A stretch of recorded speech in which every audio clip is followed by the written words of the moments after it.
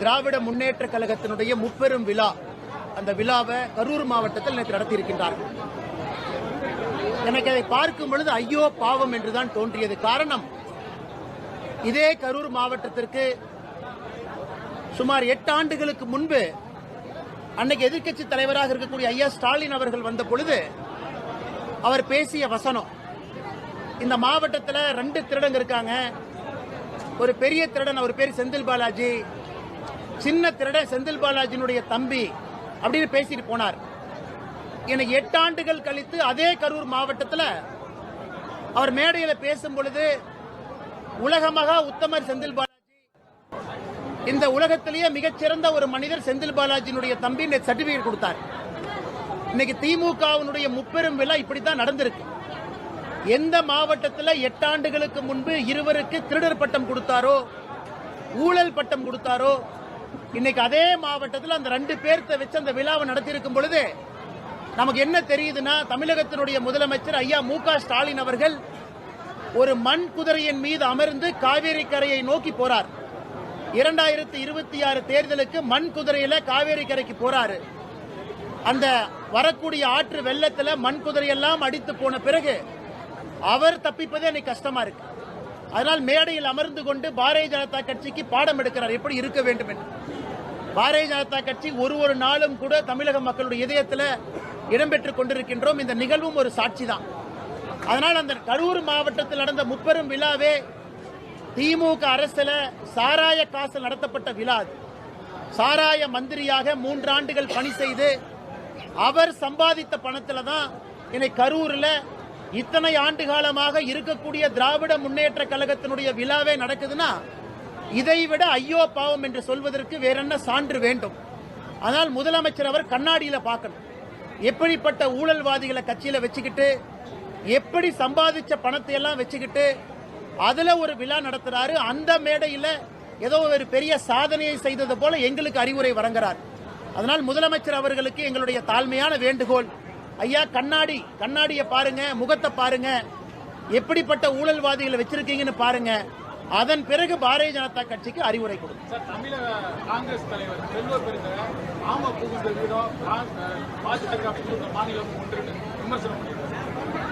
ஆனா காங்கிரஸ் தலைவர் அண்ணன் செல்வ பெருந்தகை அவர்கள் ஒரு விஷயத்தை புரிஞ்சுக்கணும்.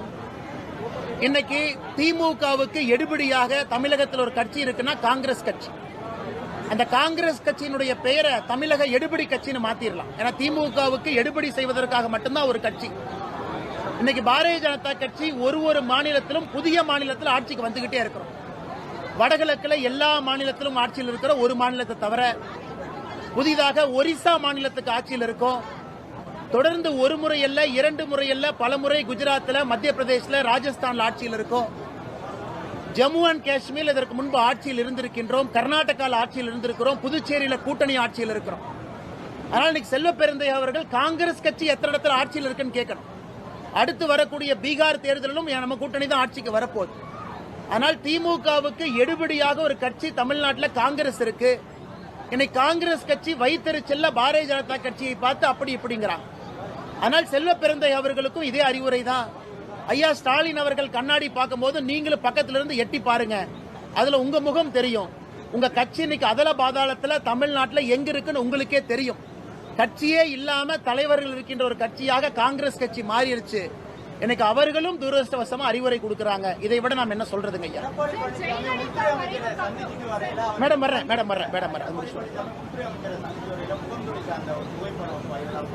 அண்ணா, நானும் அந்த புகைப்படத்தை பார்த்தேன். ஏன்னா என்னை பொறுத்தவரை எடப்பாடி பழனிசாமி அவர்கள், எதிர்க்கட்சி தலைவர் அவர்கள் உள்துறை அமைச்சரை சந்திக்கின்ற செய்தி அதிகாரப்பூர்வமாக உங்களுக்கும் தெரியும், எல்லாத்துக்குமே தெரியும். ஆனால் வெளியே வந்திருக்கும் பொழுது எடப்பாடி பழனிசாமி அவர்கள், எதிர்க்கட்சி தலைவர் அவர்கள், என்னுடைய பார்வைக்கு, ஏன்னா அந்த மீட்டிங் நடக்கிறது எல்லாருக்குமே தெரியும் என்கின்ற காரணம் இருக்கும் பொழுது அவர் முகத்தை மறைக்க வேண்டிய அவசியம் இல்லை. அதனால் என்னை பொறுத்தவரை அவர் முகத்தை மறைத்ததாக நான் பார்க்கல. அந்த ஃபுட்டேஜில் அப்படி தெரிஞ்சிருக்கு. அப்படிதான் நான் என்னுடைய கருத்து. ஏன்னா அந்த மீட்டிங் நடக்குதுன்னு உங்களுக்கும் தெரியும், பத்திரிகை நண்பர்களும் வெளியே இருந்தீங்க, அவங்களும் டெல்லி போகும்போது மீட்டிங் நாங்க போறோம்னு சொல்லிட்டு போயிருக்கிறாங்க. அதனால் மறைக்க வேண்டிய அவசியம் இல்லை. அது காட்சி ஊடகத்தில் அந்த ஃப்ரேம் வரும்பொழுது அப்படி தெரிந்ததாகத்தான் நான் பார்க்கின்றேன். நான் எடப்பாடி பழனிசாமி அவங்ககிட்டயும் பேசல, உள்துறை அமைச்சர் அமித்ஷாஜி அவங்ககிட்டயும் பேசல. அதனால மீட்டிங் என்ன நடந்து எனக்கு தெரியாது. ஒரு பொதுப்படையான கருத்தாக உங்கள் முன்னால் வைக்கின்றேன். சார், ஜெயலலிதா மறைவுக்கு அப்புறம் வந்து அதிமுக வாக்குறுதியது பாஜக அப்படின்னு EPS குறிப்பிட்டிருந்தாரு. அந்த கருத்தை வரவேற்கிறீங்களா? அந்த கருத்தை நான் வரவேற்கிறேன் மேடம். ஏன்னா அது சரித்திர உண்மை. அது இதில் மறைத்து பேசுவதற்கான எதுவுமே இல்லை இதில். ஏன்னா எதிர்க்கட்சி தலைவர் திரு எடப்பாடி பழனிசாமி அவர்கள் அன்னைக்கு அதிமுக கட்சியை சில பேர் கபலீகரம் செய்வதற்கு முயற்சி செய்த பொழுது மத்திய பாரதிய ஜனதா கட்சியினுடைய ஆட்சி தான் உறுதுணையா இருந்தாங்க அப்படின்னு சொல்லி இருப்பது எல்லோருக்கும் தெரிஞ்ச ஒரு விஷயம்தான். இது நாங்க சொல்லியிருந்தா வேற மாதிரி பத்திரிகை நண்பர்களும் தமிழக மக்கள் எடுத்துக்குவீங்க. அன்னைக்கு முதலமைச்சராக இருந்த திரு எடப்பாடி பழனிசாமி அவர்களே சொல்லும் பொழுது பாரதிய ஜனதா கட்சி தமிழக மக்களுடைய நலனுக்காக ஜெயலலிதா அம்மையார் அவர்கள் மறைந்த பிறகு இந்த இயக்கம் சின்னாபின்னமாக கூடாது, யாரும் கூட கபலீகரம் செய்யக்கூடாது என்பதற்காக இருந்தார்கள் என்பது இன்னைக்கு சரித்திரத்தில் அந்த கட்சியை சார்ந்த இன்னைக்கு பொதுச் செயலராக இருக்கிறவங்க பதிவு செஞ்சிருக்கிறாங்க. நான் அதை வரவேற்கிறேன். ஏன்னா பாரதிய ஜனதா கட்சியினுடைய ரோல், பாரதிய ஜனதா கட்சி 2016-17 என்ன செஞ்சாங்க அப்படிங்கிறது பல இடத்துல பல மாதிரி பேசப்பட்ட பொழுது தமிழகத்தில் நல்லது செய்வதற்காக மட்டும்தான் அன்னைக்கு பாரதிய ஜனதா கட்சி இயங்கியது அப்படிங்கிற ஒரு உண்மையை திரு எடப்பாடி பழனிசாமி அவர்கள் மக்கள் மன்றத்தில் வைத்திருப்பது எங்களுடைய ஆர்கியூமெண்ட்டுக்கு இன்னும் வலிமை சேர்க்கிறது. ஏன்னா தமிழகத்தை பொறுத்தவரை பாரதிய ஜனதா கட்சி தமிழகம் நன்றாக இருக்க வேண்டும் என்கின்ற ஒற்றை குறிக்கோளோடு மட்டும்தான் 2014 ஆட்சியில் இருந்திருக்கின்றோம். அதை திரு எடப்பாடி பழனிசாமி அவர்கள் மறுபடியும் உறுதிப்படுத்தியிருக்கிறார்.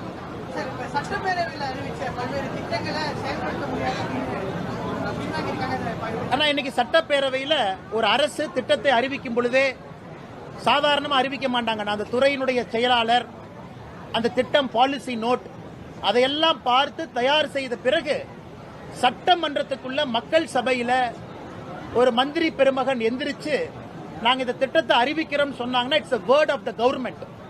ஒரு வேர்ட் ஆஃப் த கவர்மெண்ட் எவ்வளவு பவர்னாங்கன்னா ஒரு 100 ரூபாய் 200 ரூபாய் தாளை அச்சடித்தா அந்த தாளுக்கு என்ன மரியாதை இருக்கும். ஏன்னா அரசனுடைய வாக்கு. ஒரு 100 ரூபாய் நோட்டை அடித்த பிறகு நாங்க அடிக்கலின்னு சொல்ல முடியாது. அதனால மக்கள் மன்றத்தில் மந்திரி பெருமக்கள் எந்திரிச்சு இந்த திட்டத்தை கொண்டு வருகின்றோம் என்று அறிவித்த பிறகு எனக்கு 256 திட்டங்களை திராவிட முன்னேற்ற கழகத்தினுடைய அரசு எங்களால் செயல்படுத்த முடியாது, நாங்க இதை வாபஸ் வாங்கிக்கிறோம் சொல்றாங்கன்னா இந்த அரசு எப்படி நடந்து கொண்டிருக்கிறது என்பதற்கு இது ஒரு உதாரணம். அரசு தான் கொடுத்த வாக்கையே காப்பாற்ற முடியலனா எதற்காக அரசு கட்டில் அமர்ந்திருக்கின்றார்? அதுவும் சட்டமன்றத்தில் கொடுத்த வாக்கு, தேர்தல் பிரச்சாரத்தில் கொடுத்த வாக்கு கிடையாது. பொதுப்படையாக பத்திரிகை நண்பர்கள் முன்பு கொடுத்த வாக்கு கிடையாது. அரசியல் மேடையில கொடுத்த வாக்கு இல்ல. சட்டமன்றத்தில் அந்த துறையினுடைய செயலாளர் அவங்க ஒப்பிகை எல்லாம் வாங்கி அந்த துறையினுடைய அமைச்சர் சபாநாயகர் முன்பு எதிர்க்கட்சி தலைவர் எதிர்க்கட்சி எம்எல்ஏக்கள் எல்லா எம்எல்ஏக்கள் இருக்கும் பொழுது அவங்க முன்னாடி சொன்ன வாக்கு என்பது GO கவர்மெண்ட் கெசட்ல போடப்பட்டது. இன்னைக்கு அதை பின்வாங்குறாங்க. அதை பார்க்கும் பொழுது திராவிட முன்னேற்ற கழகம் உண்மையாலுமே தமிழக மக்களுக்காக ஆட்சி செய்ய வேண்டும் என்கின்ற நோக்கத்தில் இருக்கிறாங்களா?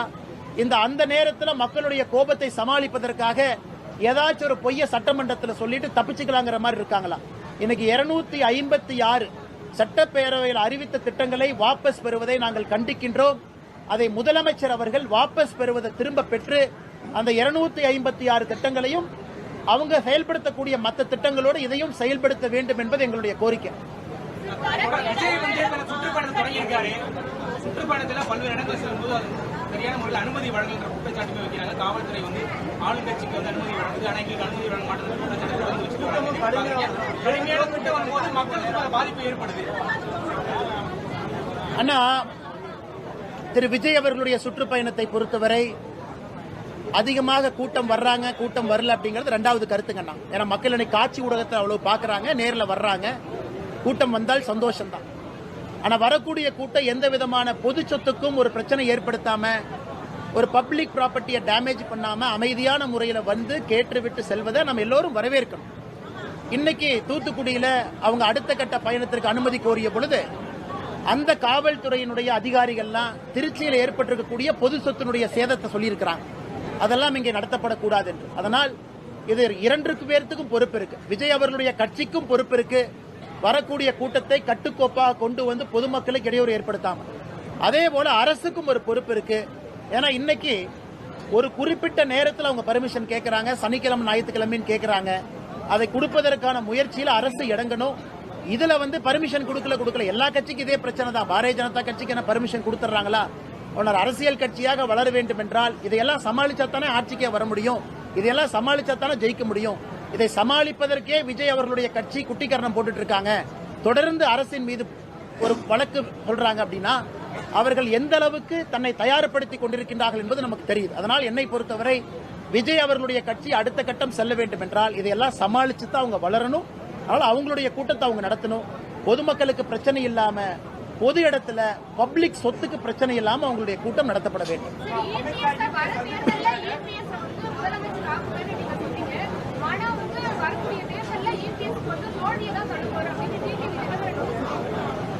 எங்களை பொறுத்தவரை தேசிய ஜனநாயக கூட்டணி என்டிஏவுடைய தலைவராக இருக்கக்கூடியவர் உள்துறை அமைச்சர் திரு அமித்ஷாஜி அவர்கள். உங்களுக்கு தெரியும் 2014 என்டிஏவுடைய தலைவராக இருக்கிறாங்க.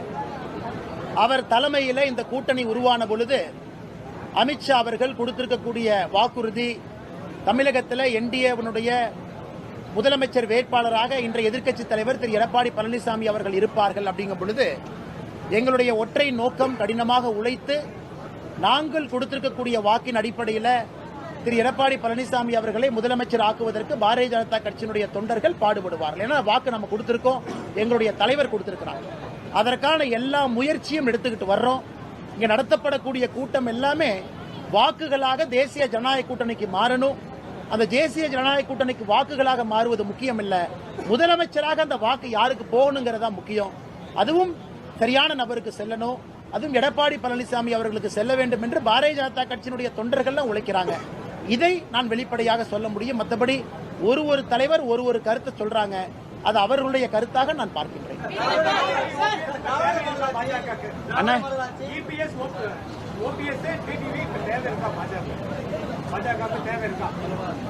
அண்ணா, ஒரு கூட்டணி எவ்வளவுக்கு எவ்வளவு வலிமையாக இருக்கிறதோ அவ்வளவுக்கு அவ்வளவு சந்தோஷம். ஒரு கூட்டணியில எவ்வளவு தலைவர்கள் இருக்கிறாங்களோ அவ்வளவுக்கு அவ்வளவு சந்தோஷம். ஆனால் இன்னைக்கு எங்களுடைய தலைவர் திரு அமித்ஷா அவர்கள் என்டிஏ கூட்டணியினுடைய தலைவரை பொறுத்த மட்டும் தேசிய தலைவர் இருக்கிறாங்க, எல்லோரும் சேர்ந்து முடிவெடுப்பாங்க. கொஞ்சம் பொறுமையா இருங்க. நானும் அண்ணன் டிடிவி அவங்ககிட்ட தொலைபேசியில சில நாட்களுக்கு முன்பு பேச பொழுது சென்னை வந்தவுடன் சந்திப்போம் என்று சொல்லியிருந்தார்கள். இப்ப சென்னை வந்திருக்கிறாங்க சுற்றுப்பயணம் முடிச்சுட்டு. நானும் ஒரு நாட்கள் அண்ணன் டிடிவி அவர்களை நேரில் சந்திப்பதாக இருக்கின்றேன், ஒரு நட்பின் அடிப்படையில். ஆனால் அண்ணன் டிடிவி அவங்ககிட்ட மறுபடியும் நான் வலியுறுத்துவதாக இருக்கின்றேன் தமிழகத்தினுடைய நலனுக்காக. அதனால் அண்ணன் நேரில் பார்த்துட்டு நான் உங்கள்கிட்ட பேசும்பொழுது மறுபடியும் நான் பேசுறேன்.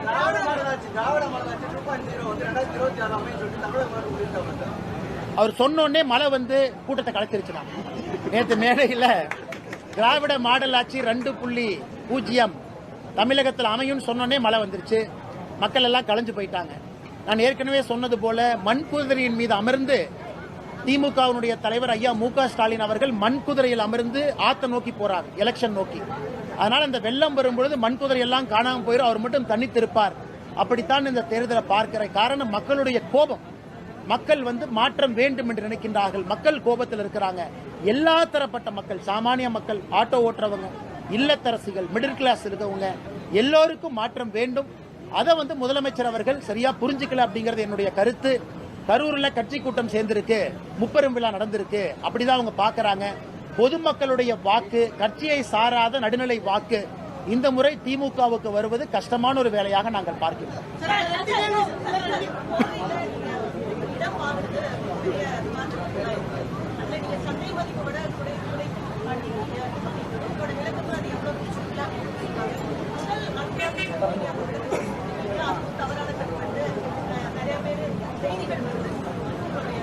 தமிழ்நாட்டில் ஒரு இளிச்சவாய் இருக்கா, அந்த இளிச்சவாயம் பேர் என்ன? அண்ணாமலை. ஏன் அண்ணாமலை இளிச்சவாய் அண்ணாமலைனா, எம்எல்ஏ கிடையாது, எம்பி கிடையாது, பஞ்சாயத்து தலைவர் கிடையாது, மக்களுடைய வரி பணத்தில் ₹1 எனக்கு சம்பளம் கிடையாது.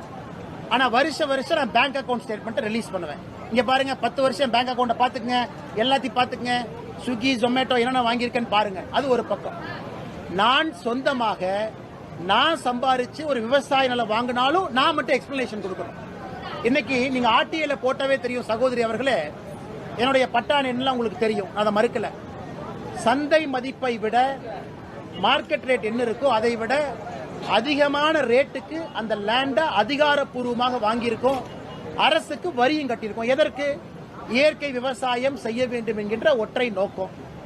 அடுத்த 5 வருஷம் நீங்க என்னை பார்க்கத்தான் போறீங்க. விவசாயம் பண்றேன்னா விவசாயம் பண்ணலையான்னு, இயற்கை விவசாயியா இருக்கிறனால. ஆனால் இன்னைக்கு தமிழ்நாட்டில் நான் ஒரு அரசியல்வாதி தான் உண்மையை சொல்ல வேண்டும் என்றால், மக்களுடைய வரி பணத்துல 1 ரூபா வாங்காம, 1 ரூபா மக்களுடைய வரி பணத்துல சம்பளமா வாங்காம, நான் மட்டும் 6 மாசத்துக்கு ஒருக்கா என்னை பாருங்க இதான் செய்யறேன், என்னை பாருங்க இதான் செய்யறேன். அதனால இழிச்சவாயினால நான் என்னங்க? இதுல எதிர்க்கட்சி நண்பர்கள் எல்லாம் சொல்றாங்க, அண்ணே அப்ப நீ லேண்ட் வாங்கியிருக்கிற, யாரு பணம் கொடுத்தா? ஏன் நான் சம்பாதிச்சேன், நான் சம்பாதிக்க கூடாதா? நான் இருக்கின்றேன், மனைவி இருக்கிறாங்க, குடும்பம் இருக்கிறாங்க, நாங்களாம் ரோட்ல சும்மாவா உட்கார்ந்து இருக்கிறோம்? எங்களுக்குன்னு வேலை இருக்கு, செஞ்சுக்கிட்டு இருக்கிறோம், மக்கள் பணியை செய்யறோம், அரசியல் செஞ்சுக்கிட்டு இருக்கோம். இருந்தும் எதற்காக வெளிப்படையா நான் இருக்கேன்னா, நம்ம நம்பி இருப்பவர்கள் புரிந்து கொள்ள வேண்டும் நான் என்ன செய்யறேன். அரசியலும் பண்றாரு, இந்த வேலையும் செய்யறாரு. அப்பப்ப குறிப்புகள் கொடுக்கறேன். இன்னைக்கு திமுக இருக்கு, டிவிஎஸ்சி இருக்கு, அவங்க கையில ரெவென்யூ டிபார்ட்மெண்ட் இருக்கு, அவங்க கையில தாசில்தார் இருக்கிறாங்க. சோதனை பண்ண சொல்லுங்க. மார்க்கெட் ரேட் என்ன, என்ன ரேட்டுக்கு நம்ம ரெஜிஸ்டர் பண்ணிருக்கோம்னு கேட்க சொல்லுங்க. எவ்வளவு அரசுக்கு வரி கட்டி இருக்கின்றோம் அதையும் டிக்ளேர் பண்ண சொல்லுங்க. அதையெல்லாம் செய்யணும். எந்த வரி பணமும் மக்கள் பணமும் இல்லாம இவ்வளவு வெளிப்படைத்தன்மையாக நான் இருக்கின்றேன். என்னுடைய வங்கி கணக்கு 1 ஆண்டு 2 ஆண்டு அல்ல, 10 ஆண்டுகளுக்கான வங்கி கணக்கை போன ஆண்டு வெளியிட்டிருக்கேன். அடுத்த ஆண்டு என்னுடைய இன்கம் டாக்ஸ் அதை வெளியிடுவேன் எலெக்ஷன் நேரத்தில். அதிலையும் மக்கள் பார்க்கறான். இன்னைக்கு நான் 3.5 கோடி ரூபாய் கடனாளியா இருக்கேன். அதையும் பேச மாட்டாங்க. கடனும் வாங்கி இருக்கேன், கடனுக்கு வட்டியும் கட்டுறேன். அந்த வட்டியை வைத்து என் தொழில் நடத்துறேன், பொழப்பு நடத்துறேன். 3.5 கோடி ரூபாய் கடன் ஒரு மனுஷனுக்கு இருக்கு. ஒரு மனுஷன் வங்கி கணக்கை வெளியிடுறான், ஒரு மனுஷன் மக்களுடைய வரி பணத்தை வாழல. இதை தாண்டியும் நாங்க மட்டும்தான் எங்க நேர்மையை நிரூபிச்சுக்கிட்டே இருக்கணும். காமராஜர் ஐயா நிரூபிக்கணும், காமராஜர் ஐயாவுடைய கால் தூசிக்கு சமமாக இருக்கக்கூடிய நான் நிரூபிக்கணும், நாங்கெல்லாம் நிரூபிக்கணும், மற்றவங்க யாரும் நிரூபிக்கவே மாட்டாங்க. இதான் தமிழக அரசியலுடைய தூரதிருஷ்டம். ஏன்னா நாங்க நேர்மையா இருக்கிறனால யார் சொல்வதற்கு முன்பும் நாங்கள் இதயத்தை திறந்து காட்டுறோம், இதான் நாங்க அப்படின்னு.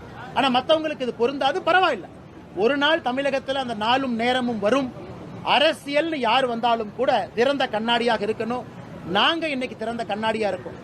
இதே மக்களுடைய வரி பணத்துல சம்பளமாக நாங்கள் வாங்கும் பொழுது இதை விட 100 மடங்கு இன்னும் வெளிப்படையாக இருப்போம். அது தமிழகத்தினுடைய அரசியல் ஒரு புரட்சியாக இருக்கும். அந்த காலம் வரும், வரும் பொழுது நாங்கள் செய்து காட்டுவோம்.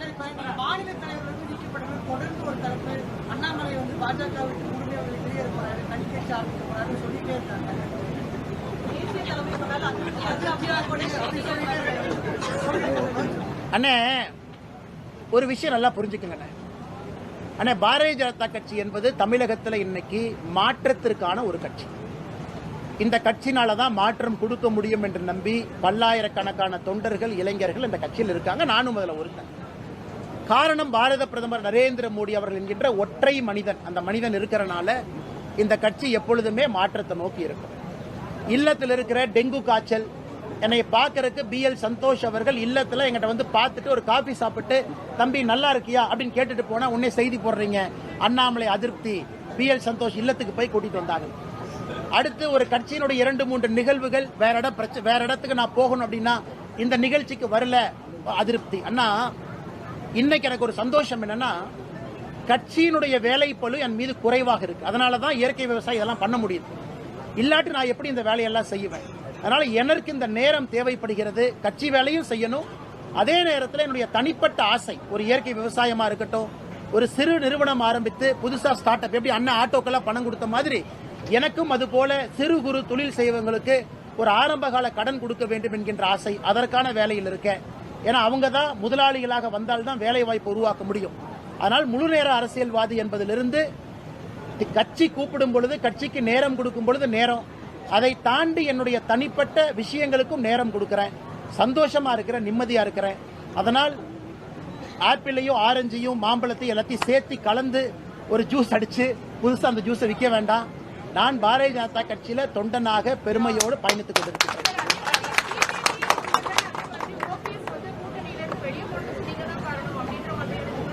மேடம், இன்னைக்கு திமுக காரங்க என்ன சொல்றாங்கன்னா, ரோட்ல நாய் செத்து போனா நான் தான் காரணம், தமிழ்நாட்டில் விவசாயம் பண்ணா சரி, நான் விவசாயம் பண்றேன் நிம்மதியா விட்டுருங்கன்னா தனி கட்சிங்கிறீங்க, நான் விவசாயம் பண்றதையும் நம்ப மாட்டீங்க. அதனால நான் என்னதான் செய்யறது நீங்களே சொல்லுங்க. அதனால இன்னைக்கு தமிழ்நாட்டை பொறுத்தவரை எது நடந்தாலும் நான் தான் குற்றவாளி என்று எதிர்க்கட்சி நண்பர்கள் சொன்னா நான் எப்படி பொறுப்பேற்க முடியுங்க? அதனால என்னை பொறுத்தவரை அமைதியா என் வேலையை பார்க்கிறேன். யாராவது டிடிவி என்ன வெளியேறினதுக்கு நான் தான் காரணம் என்று நினைத்தால் அந்த நண்பர்களுக்கு டிடிவி அவர்கள் எப்படிப்பட்ட அரசியல்வாதி என்று தெரியல, அண்ணாமலையும் எப்படிப்பட்ட மனிதன் என்பது அவங்களுக்கு புரியல. டிடிவி அவர்களை பொறுத்தவரை அவருடைய சொந்த நிலைப்பாடு அந்த கட்சிக்காக அவர் எடுக்கிறார். இந்த கட்சி நன்றாக இருக்க வேண்டும், கூட்டணி நன்றாக இருக்க வேண்டும் என்று நான் பாடுபடுறேன். அடுத்த 2 நாட்கள்ல டிடிவி அவர்களை சந்திக்கத்தான் போறேன். ஏன்னா நட்பின் அடிப்படையில். ஏன்னா ரொம்ப நாளைக்கு முன்னாடியே கேட்டேன்னா பார்க்கணும்னு அவர் சுற்றுப்பயணத்தில் இருந்தார். டிடிவி அவர்கள் நட்பின் அடிப்படையில் பார்த்து அவருக்கு என்னால் சில விஷயங்களை நான் சொல்ல முற்பட்டாலும் கூட அதற்கும் காரணம் நான் தான் எழுதுவீங்க. அதனால் இது அனைத்துமே கட்டுக்கதை, வதந்தி, புரளி. நான் சில பேர்த்துக்கிட்ட நட்போடு இருக்கின்றேன், அரசியலை தாண்டி. அந்த நட்போடு இருப்பதற்கு ஒரு அடையாளம் என்னன்னா, பாரதிய ஜனதா கட்சி கஷ்டத்தில் இருக்கும் பொழுது நம்மோடு பயணம் செய்தவர்கள் டிடிவி அவர்கள், அண்ணன் ஓபிஎஸ் அவர்கள். அந்த நட்பு எப்பொழுதும் தொடரும். அவர்களுடைய அரசியல் நிலைப்பாடு வேறாக இருந்தாலும் கூட எங்களுக்குள்ள இருக்கக்கூடிய நட்புல எந்த மாற்றம் வராது. அதையும் அரசியலையும் குழப்பிக் கொள்ள வேண்டாம். அண்ணா ஓபிஎஸ் அண்ணா எப்பவுமே பாப்பங்கன்னா, ஓபிஎஸ் அண்ணா எப்பவும் அடிக்கடி பாக்குறதா, கண்டிப்பா ஓபிஎஸ் அண்ணையும் பார்ப்பேன். அரசியல் வேறு, கூட்டணி வேறு, நட்பு வேறு. பார்க்கும் பொழுது என்னுடைய கருத்தை நான் சொல்ல போறேன், அவங்க கருத்தை அவங்க சொல்ல போறாங்க. இது ஒரு ஆரோக்கியமான அரசியலை தான் பாக்குறேன். இன்னைக்கு கூட்டணியில் இல்ல, நான் கையெழுத்து கும்பிட மாட்டேன், வணக்கம்னு சொல்ல மாட்டேன், நான் பார்க்க மாட்டேன்னா எப்படிப்பட்ட அரசியல்வாதி நாங்க? காற்று மாறும், காலம் மாறும், என்ன வேணாலும் நடக்கலாம். அதனால என்னை பொறுத்தவரை அந்த நட்பு முக்கியம் என்று நினைக்கக்கூடிய மனிதன் நான். தொடர்ந்து அந்த நிலம் வாங்கின பிரச்சனையை பாஜகவில் நீங்க நீக்கப்பட்ட ஒருவர் தான் தொடர்ந்து சமூக வலைதளங்களில் தவறான செய்தி. அண்ணா இன்னைக்கு தலைவா நீங்க புரிஞ்சுக்கணும். அண்ணா தாமரைக்கணி என்ன நீங்க புரிஞ்சுக்கங்க, நான் என்னுடைய லைஃப்லயே அவதூறு வழக்கு போடக்கூடாது என்று நடக்கக்கூடிய அரசியல்வாதி. நான் அவதூறு வழக்கு போட்டேன்னா 365 நாளும் 365 கோர்ட்டுக்கு நான் போகணும். காலையிலேருந்து நைட்டு வரைக்கும் இதான் வேலை. ஏன்னா நம்முடைய வளர்ச்சி சில பேரோட கண்ணை உறுத்துது. பரவாயில்ல இருந்துட்டு போ. நம்மளை கெட்டவன் 4 பேர் சொன்னா நல்லவன் 40 பேர் சொல்றாங்க. பரவாயில்ல இருந்துட்டு போங்க, நீங்களும் வாழுங்க, என்னையும் வாழ விடுங்க. அப்படித்தான் என்னுடைய வாழ்க்கை. நம்மை பார்த்து இன்னைக்கு பாருங்க, அண்ணாமலை எடுத்து திட்டினா அவங்களுக்கு கிடைக்கிற மீடியா மைலேஜ் என்னன்னு பாருங்க. அவங்க 10,000 நல்ல விஷயம் செஞ்சு 10,000 பேத்துக்கு சாப்பாடு போட்டு இந்த மாதிரி செஞ்சா கிடைக்காத மீடியா மைலேஜ், என்னைய பத்தி ஒரு நிமிஷம் திட்டுனா உங்களுக்கு அந்த மீடியா மைலேஜ் கிடைக்குது. அதையும் சந்தோஷமா பாக்குறேன். ஏன்னா அற்ப மனிதர்கள் சூரியனை பார்த்து குறைக்கிறனால தான் உங்களுக்கு அந்த மைலேஜ் கிடைக்குதுன்னா சந்தோஷமா இருந்துட்டு போங்க. எப்பொழுதும் எதையும் கடந்து செல்பவன் நான். அதனால குற்றம் சுமத்தவர்கள் சொல்லிக்கிட்டே தான் இருப்பாங்கன்னா அதுக்கு தான் நான் விளக்கம் கொடுத்தேன். ஒரு இழிச்சவாயனா நான் இருக்கேன். எந்த அரசு பணமும் இல்லாம என் வாழ்க்கையை வாழ்றக்கே நான் புத்தகம் மாதிரி திறந்து காட்டுறேன். அதனால் குறைப்பவர்கள் குறைக்கட்டும், வாழ்த்துபவர்கள் வாழ்த்தட்டும். பரவாயில்ல அண்ணே. மழைநீர் வடிகால் பணியை செய்திருக்க சென்ற ஒரு செய்தியாளர் திமுக நிர்வாகிகள் தாக்கியிருக்காரு. வீடியோ வைரலா போயிட்டு. அண்ணா இது இதே மாதிரி போச்சுன்னா மிக விரைவில் செய்தியாளர்கள் திமுகவை தாக்குவதை மிக விரைவில் நான் பார்க்க போறேன். ஏன்னா அது தொடர்கதையா போயிட்டே இருக்குது. ஒரு செய்தியாளர் கண்ணியம் மிப்பவர், ஒரு அறவழியில் இருக்கிறவங்க, யாருக்கு தொந்தரவு கொடுக்க மாட்டாங்க அப்படிங்கிற ஒரே காரணத்திற்காக இன்னைக்கு செய்தித்துறை நண்பர்களை தமிழ்நாட்டில் ஒரு கட்சி தாக்குதுன்னா அது திமுக தான். எஃப்ஐஆரும் போட மாட்டாங்க, அதான் பஞ்சாயத்து. செய்தியாளர் மேல திரும்ப எஃப்ஐஆர் போட்டுருவாங்க, நீங்களும் ஹாஸ்பிட்டல் போய் படுத்துக்கணும். அதனால் மக்கள் இதெல்லாம் பார்த்து கொண்டிருக்கின்றார்கள். திரும்ப செய்தியாளர்கள் தாக்கக்கூடிய காலத்திற்கு தமிழகம் தள்ளப்படக்கூடாது என்பதுதான் என் வேண்டுதல். ஏன்னா கத்தி எடுக்கிற செய்தியாளர், பேனா புத்தி எடுக்கிற செய்தியாளரே கத்தி எடுத்தா என்ன ஆகும்னு யோசிச்சு பாருங்க. அதனால திரும்ப நீங்களும் 10 பேர் சேர்ந்து ஒரு திமுக காரன் அடிக்கிறக்கு ஒரு நிமிஷம் கூட ஆகாது. அந்த நேரத்திற்கு முதலமைச்சர் அனுமதிக்க கூடாது. அந்த கட்சி உறுப்பினர் மீது கடுமையான நடவடிக்கை எடுத்து இந்த 4ஆம் தூணோடு அரசு நிக்குதுன்னு காட்டணும். சும்மா மேடையில போய் மைக் எடுத்து பத்திரிகை துறை நண்பர்களே, சான்றோர்களே, ஆன்றோர்களேன்னு சொல்லாதீங்க. அதை செயல்ல காட்டுங்க, நடத்தியல காட்டுங்க. அது முதலமைச்சர் செய்வார் என்று நம்புவோம்.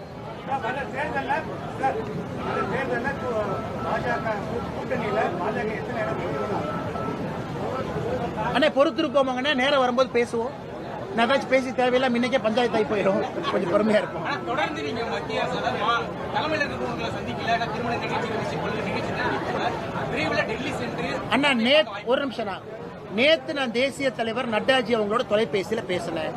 போன வாரம் அமித்ஷாஜி அவர்களோட தொலைபேசியில பேசினேன். சந்தோஷ்ஜி அவர்கள் நேத்து இங்க சென்னையில் இருந்தாங்க, பேசினேன். அண்ணா நேரில் போய் தான் சந்திக்கணும்னு அவசியம் இல்லைங்கன்னா, எங்களுடைய கருத்துக்கள் அவங்களுடைய கருத்துக்கள் தொலைபேசியில தொடர்ந்து பேசிக்கிட்டு தான் இருக்கும். டெல்லி போகும் பொழுது போவோம். டெங்கு காய்ச்சல்னால அண்ணன் சிபிஆர் அவருடைய பதவியேற்பு விழாவுக்கு போக முடியல. வாழ்த்து கடிதம் அனுப்பியிருந்தோம். கட்சியிலிருந்து நம்முடைய தலைவர்கள் எல்லாம் போனாங்க. டெல்லி போகும் பொழுது எல்லாத்தையும் பார்ப்போம். டெல்லி சும்மா டெல்லியிலேயே உட்கார்ந்து இருக்கணும், டெல்லியிலேயே தான் இருக்கணும்னா அப்புறம் தமிழ்நாட்டில் எதுக்கு நம்ம கட்சி நடத்துறோம்? தமிழ்நாட்டு மக்களுக்காக நடத்தப்படக்கூடிய கட்சி.